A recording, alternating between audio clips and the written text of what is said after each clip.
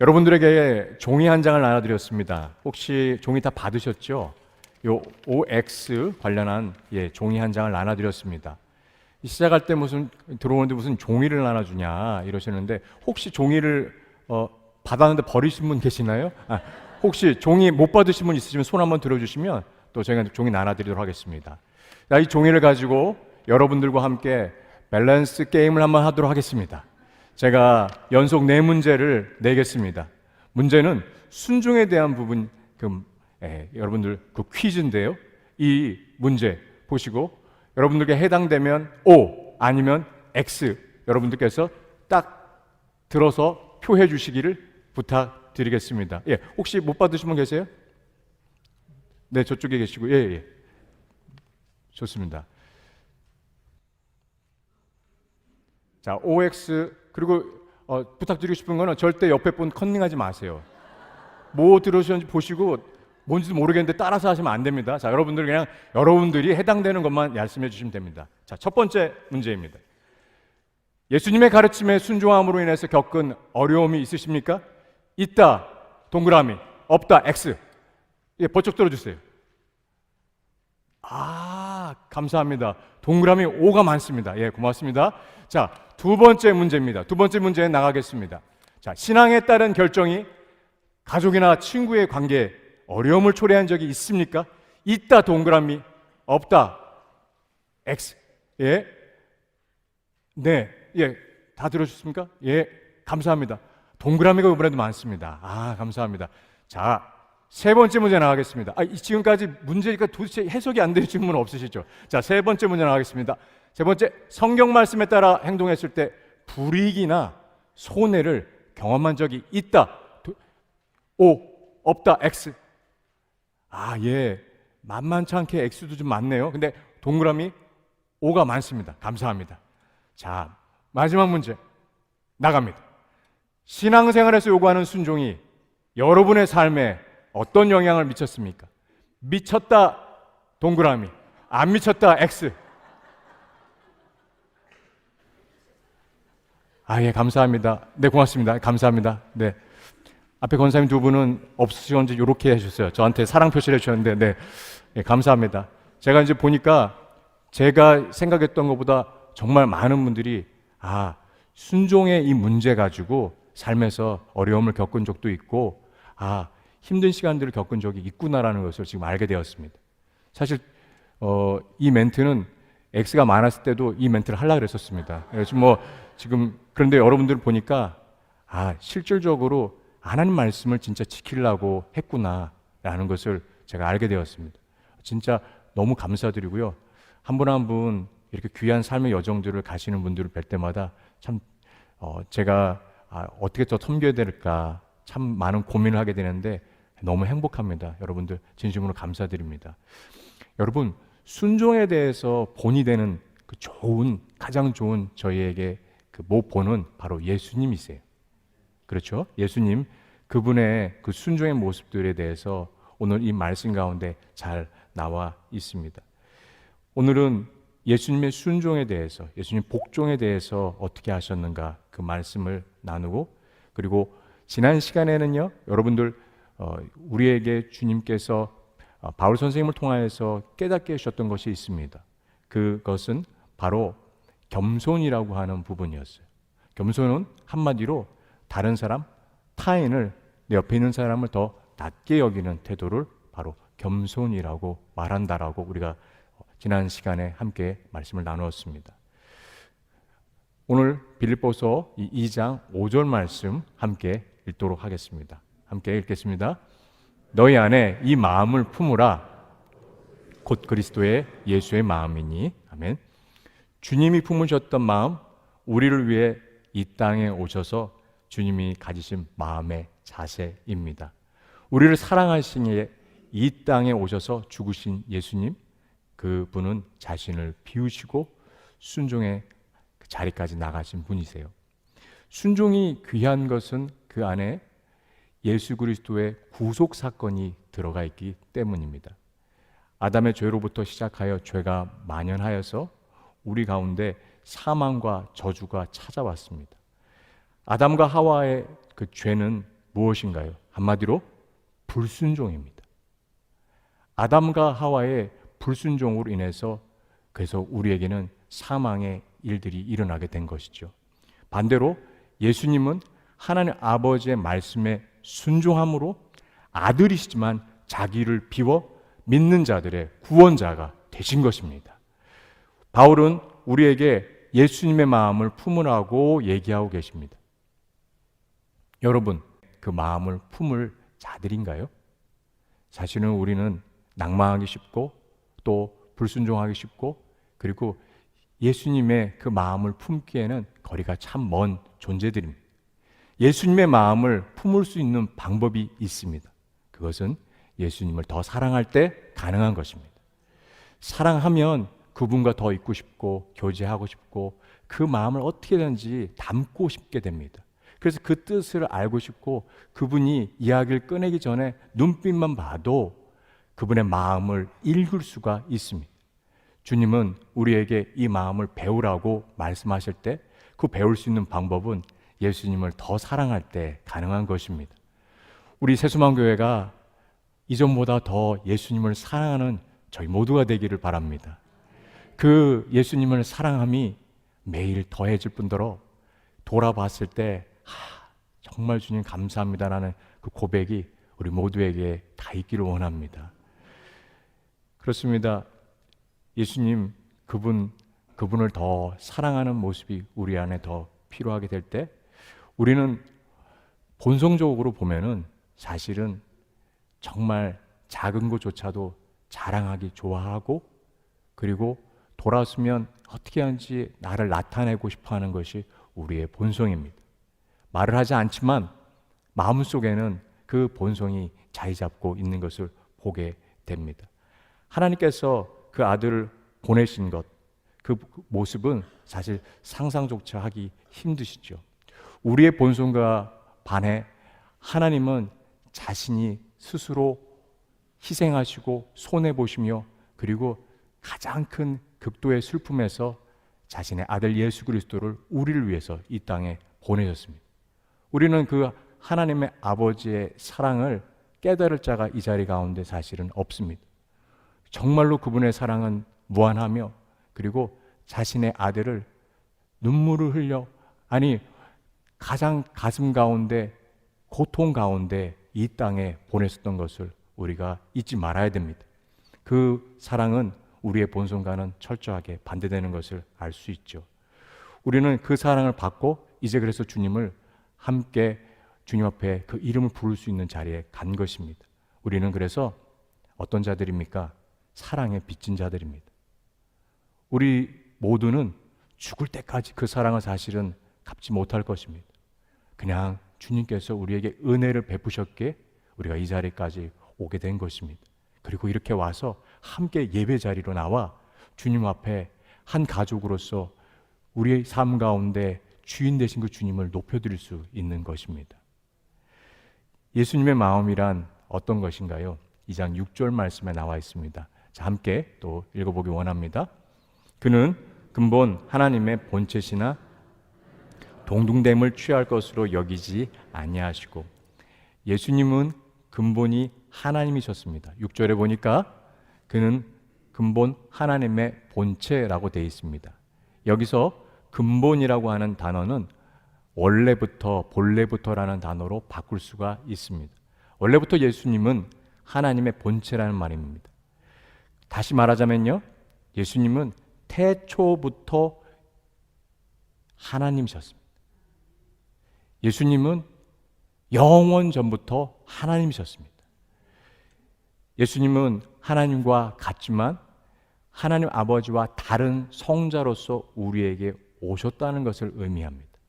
이렇게 예수님은 우리에게 하나님의 모습을 보여주고 계십니다. 신약 성경에서 예수님이 하나님이라고 하는 것을 근거를 여러 군데서 찾아볼 수가 있는데 그 중에 대표적인 한 구절을 찾아보겠습니다. 요한복음 10장 29절 30절 말씀입니다. 함께 또 읽겠습니다. 그들을 주신 내 아버지는 만물보다 크심에 아무도 아버지의 손에서 빼앗을 수 없느니라. 나와 아버지는 하나이니라 하신대. 그렇습니다. 이 말씀은 예수님께서 하나님 아버지와 완전히 하나임을 보여주고 있는 직접적인 표현입니다. 이는 예수님과 하나님과의 그 분리될 수 없는 관계, 그래서 그 깊은 연결고리가 있음을 알려주고 있죠. 예수님은 본체 하나님이십니다. 여러분, 삼위일체의 이 부분은 사실은 신비의 영역입니다. 그래서 하나님께서 곧 예수 그리스도시고 예수 그리스도께서 곧 하나님이시라는 것, 그리고 그 예수 그리스도께서 하나님의 본체라고 하는 이 말씀이 우리의 삶 가운데 지금은 혹시 명확하게 다가오지 않을 수 있습니다. 그러나 주님 앞에서 우리가 한 걸음 한 걸음 더 나아가 우리가 신앙적으로 조금씩 깊어지면 그 신비가 조금씩 다가오고 이전보다 더 깊은 삼위일체의 주님을 바라보게 됩니다.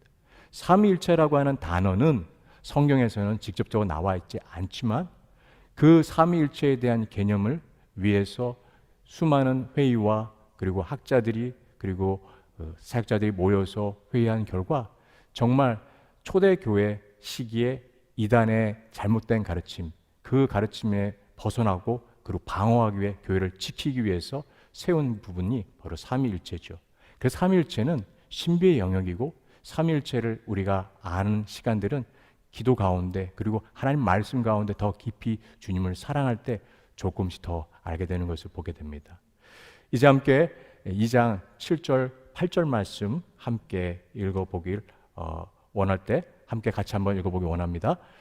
오히려 자기를 비워 종의 형체를 가지사 사람들과 같이 되셨고 사람의 모양으로 나타나사 자기를 낮추시고 죽기까지 복종하였으니 곧 십자가에 죽으심이니라. 예수님은 평범한 모습으로 이 땅에 오셨습니다. 자기를 비우셨다라고 하는 것은 하나님으로서 가져야 될 그 영광을 내려놓으셨다라고 하는 것이죠. 그분은 하나님의 영광과 존귀를 내려놓고 종처럼 이 땅에 오셨습니다.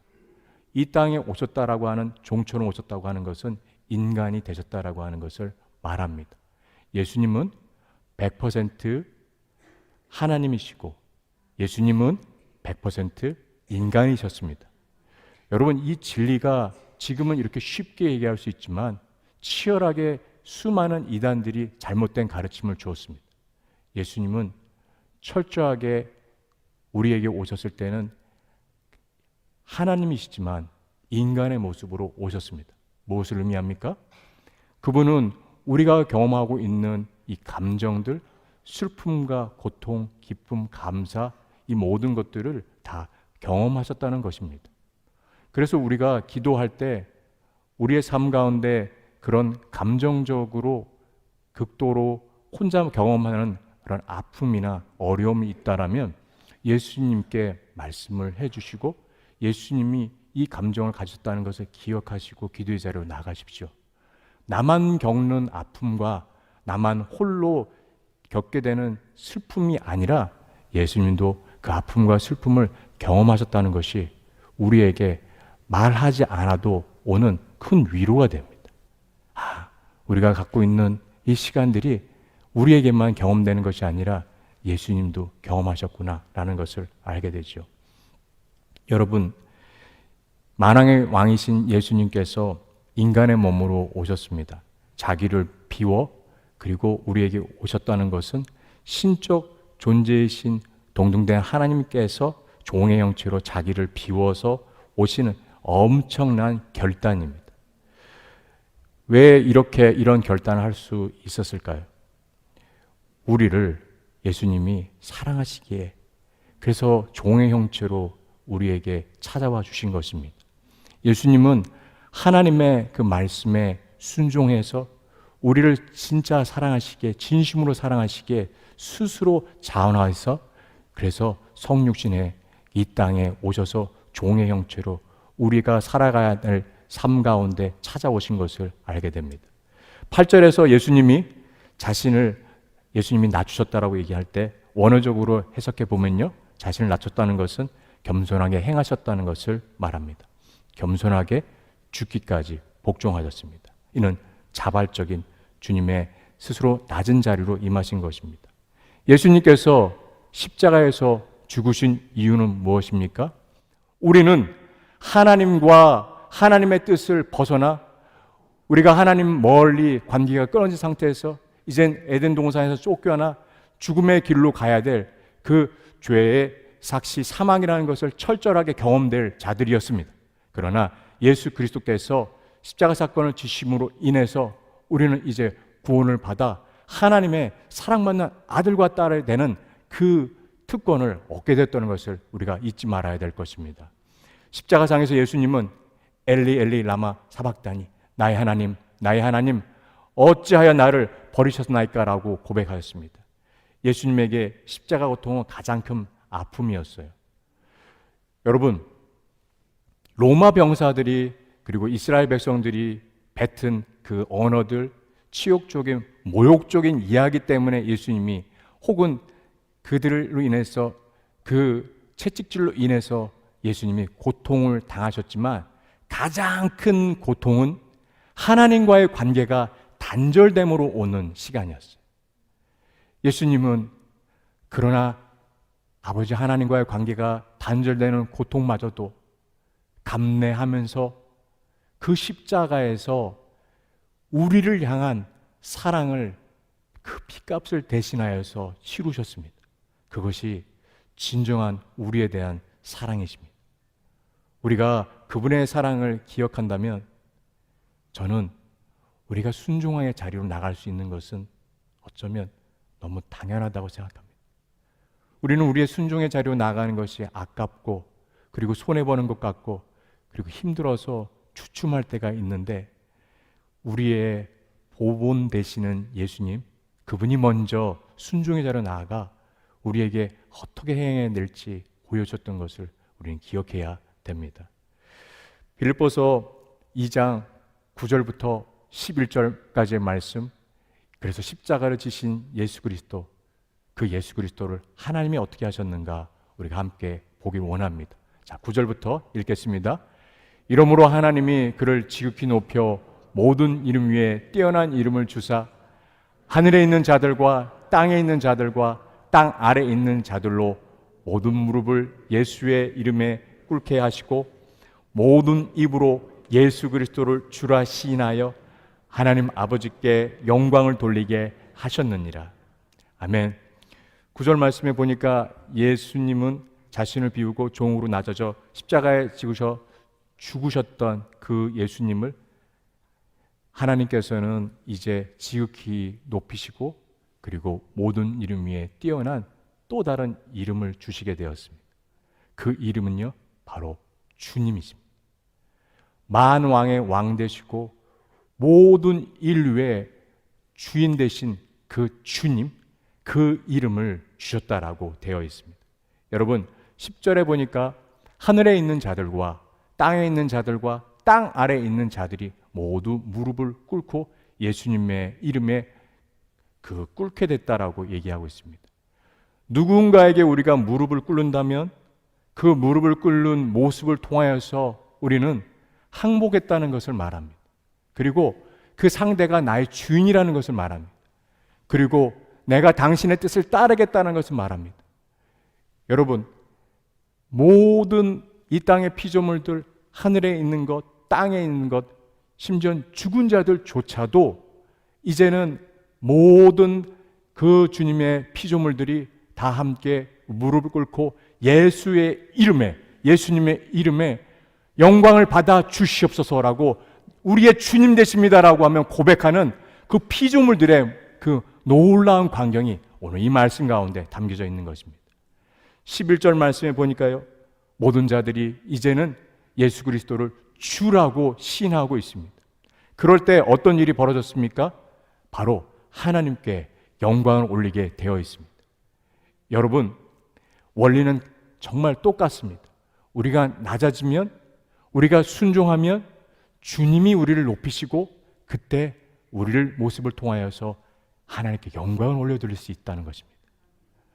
우리의 삶 가운데 예수 그리스도를 따라가면 이런 일들이 일어납니다.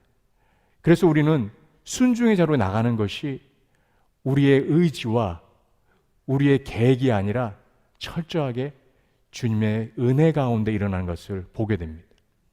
여러분, 그 은혜 가운데 거하는 자, 그리고 그 은혜를 경험한 자들에게 12절에 주님께서 다시 요구하고 계시고 말씀하신 부분이 있습니다. 함께 또 읽기 원합니다. 12절 말씀 읽겠습니다.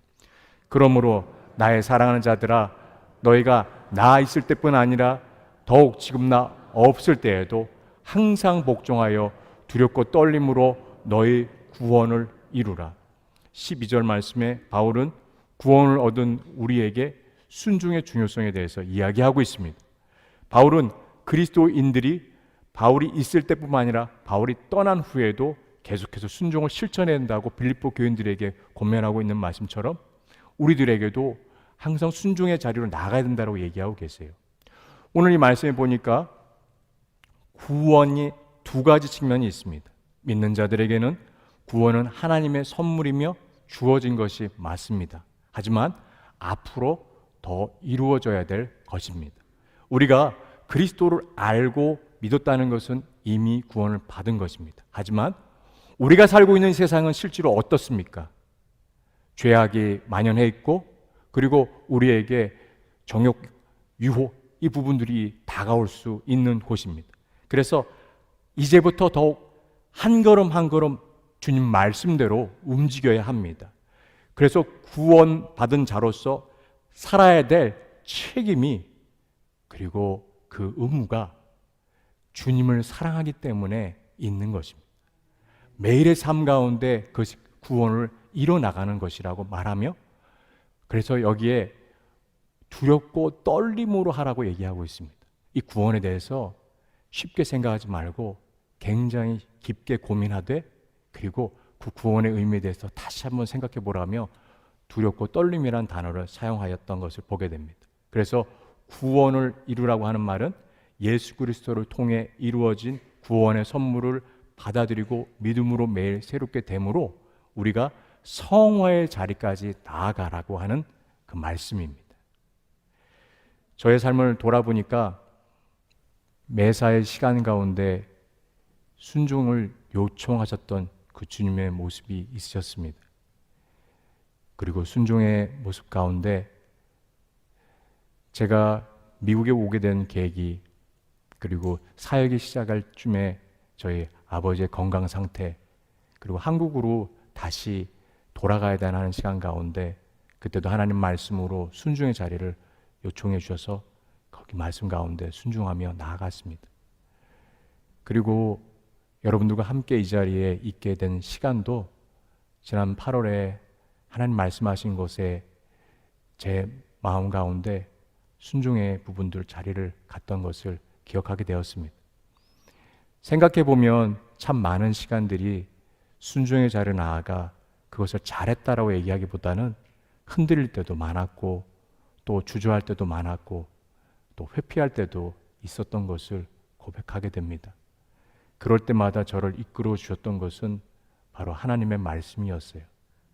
그 말씀이 저를 이끌어 가주셨고, 제가 흔들리고 주저앉았을 때 저를 다시 일으키고, 그리고 그 말씀대로 살기를 주님 저에게 다시 얘기해 주셨을 때, 그렇습니다 주님 하고 그 길을 따라오게 되었던 시간들이 있었던 것을 보게 됩니다.